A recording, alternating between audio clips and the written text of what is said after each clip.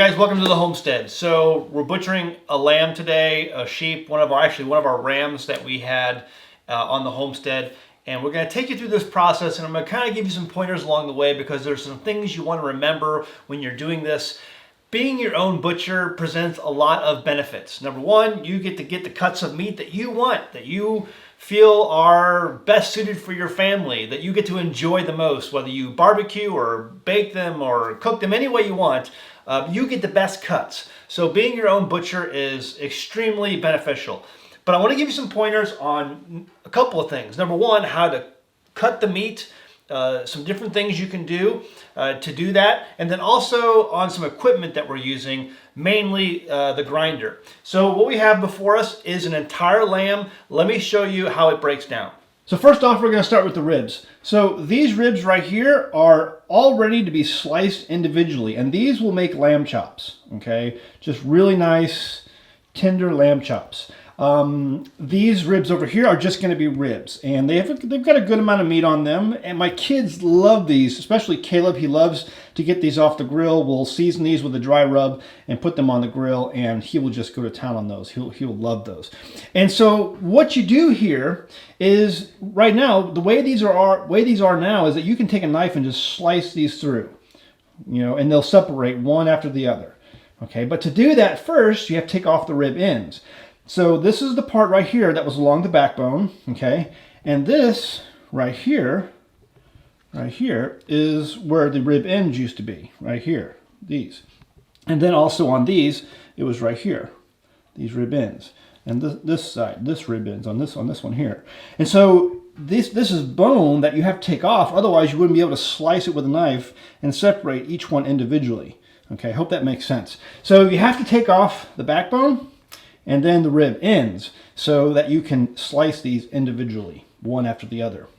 So there's the ribs, we got the ribs, and then over here are the hindquarters. These hindquarters, I'm going to be cutting these up, basically deboning them and then wrapping them so to be a roast later on. So we'll freeze these as roast, and these will be a roast later on. Then we have two shoulders. Now this one, I cut it a little leaner when I trimmed it off the animal, and so this one is a bigger shoulder, and so this will be a roast. This will probably be burger, and that's what this is here. So we have some burger meat. This is all burger meat right there. This is the tenderloin and part of the inner tenderloin and then outer back strap that's remaining of the animal, and so that will be some choice meat there. We'll probably fry up. But this is all going to be burger, along with probably this shoulder here too. This shoulder will be cut up into a roast, and I'll wrap it. This will also be frozen. Shoulders make excellent roast when it comes from a lamb. So that's what we're going to do today. We're going to get this stuff cut up and ready to go, and I'll show you how I'm going to do it. Okay, so when you look at a piece of hindquarter like this, the rear leg of an animal, the bone, you can see the hip bone joint right there, and then the end of the bone is right here. So the way this bone moves throughout the flesh is this way, and then there's the knee. So it goes this way and then cuts over and goes this way. So that's how you're going to want to kind of trim. And some of this will be left over that'll go into burger. But the roast part that you're going to want is right here. So you're going to try to basically just run your knife down through here and look for the seams. They're not that hard to find. And then you're basically going to unwrap the meat from the bone while trimming away from the bone as we do that. And that's simple. Once it's done, you'll be able to remove the bone and then just fold it back, and it'll be a roast.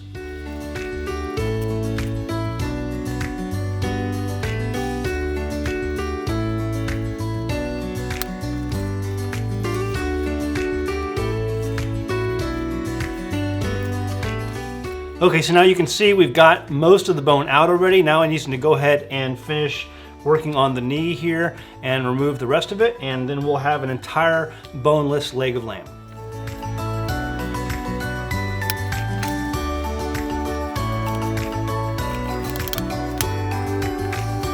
So there you go, that's it. The bone is removed. The cavity where the bone once resided can just now be closed up and wrapped up. You can use like a butcher's twine or something else that you would use when you roast this. You can, a lot of people like to wrap it up, and then the inside cavity they'll put in some spices or herbs or some sort of, maybe even some lemon shavings in there to flavor the meat as it roasts. And so there you go. You have a leg of lamb or ram, because it is from a ram, roast. There it is. That's simple. Pretty easy. Okay, next we're going to do the shoulder. It's basically the same thing. You're just going to follow the bone, and then you're going to unwrap this by slicing and then just peeling it off as you're cutting away the flesh from the bone. Pretty simple. The shoulder can take a little more practice. It's not as easy to learn. It takes some practice. You're gonna ruin a few of them, but basically once you get a few of them down and you do it right, you'll be able to do the rest of them correctly from here on out. So what you're gonna do is basically make your incision either on one side or the other, and you're just gonna unwrap. And slice away the meat as you go to produce a boneless shoulder. And just remember, if you do mess this up, it's okay. You can just take the meat that you recover from the shoulder and turn it into burger.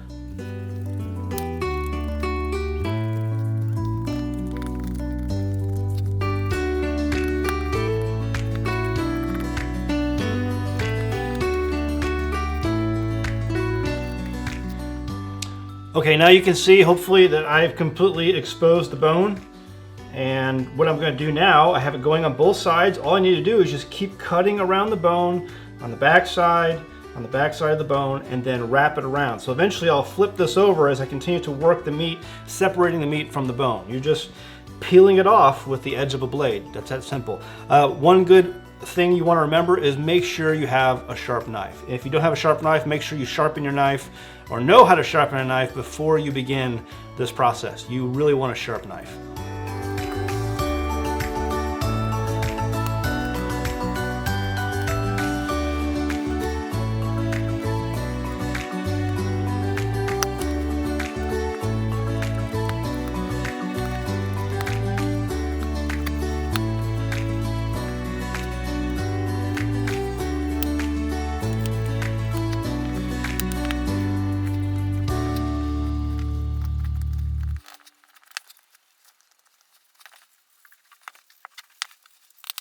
So there you go, the bone is completely removed. The hardest part is going to be this part of the bone right here.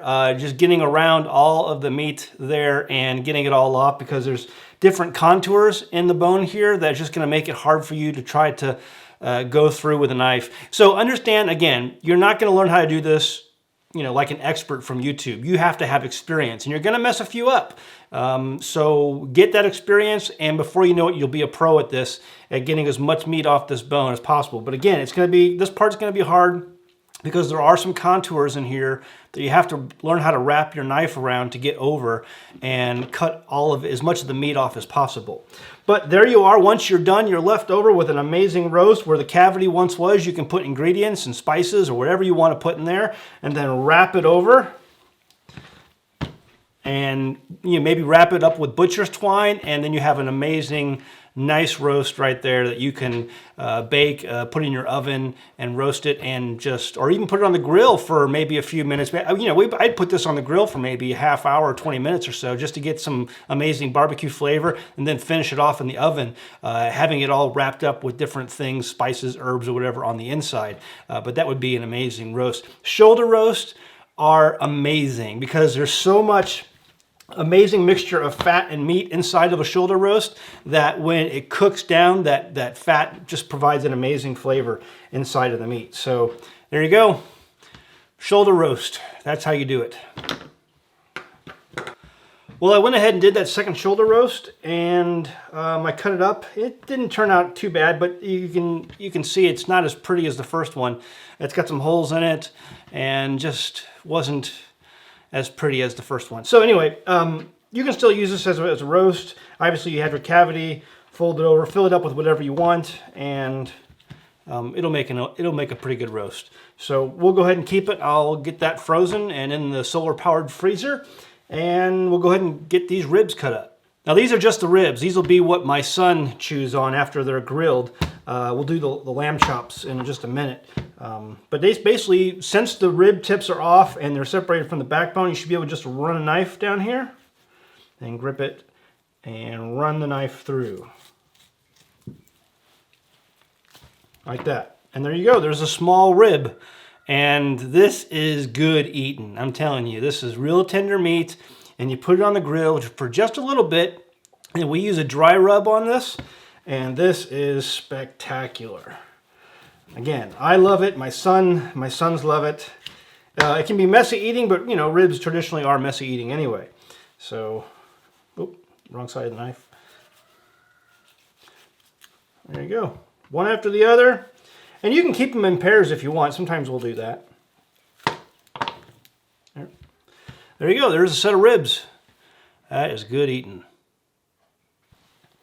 Okay, now here are what are going to be the chops. Now, this is a small, you know, heritage breed sheep. Okay, it's called a St. Croix. It's got a little bit of Dorper mixed in with it, but they're a lot smaller than probably what you're going to find in your meat butcher shop when it comes to lamb. Okay, the ones that you're going to find in the butcher shop are commercial breed sheep, and they are much bigger, much meatier, but they require lots of chemicals to keep them alive. We did that. We tried to raise commercial sheep starting off when we started our homestead, and we tried to raise them naturally without chemicals, and they just kept dying one after the other. Because all of the natural methods that their body uses to ward off parasites and other things are taken out of them. They're a commercial breed, and they require chemicals, medicines constantly on a monthly basis to keep them alive. And so we switched to heritage breed sheep, and they don't die. They don't die from parasites and disease and sickness, and you can raise them naturally, but the trade-off is that they're smaller. And so these lamb chops are not going to be like the kind you find in the store. It's a smaller breed of sheep, okay? So what we're going to do is just like the other ribs, we'll cut down the middle and separate it. And so there's your lamb chop. Not a lot there, but this is the end of the ribs, so they'll get bigger as we go down. So let me cut a few more.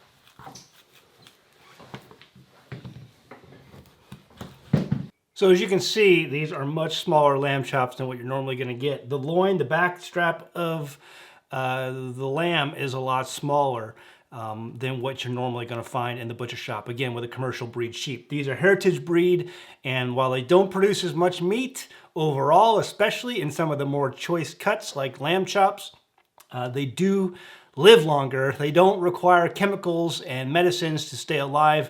They will do you a lot better. I mean, it's really disheartening when you go out there and you find your sheep falling over dead half the time, because they just can't be raised naturally. All of the natural ways that their body fights off disease has been removed because they're a commercial sheep.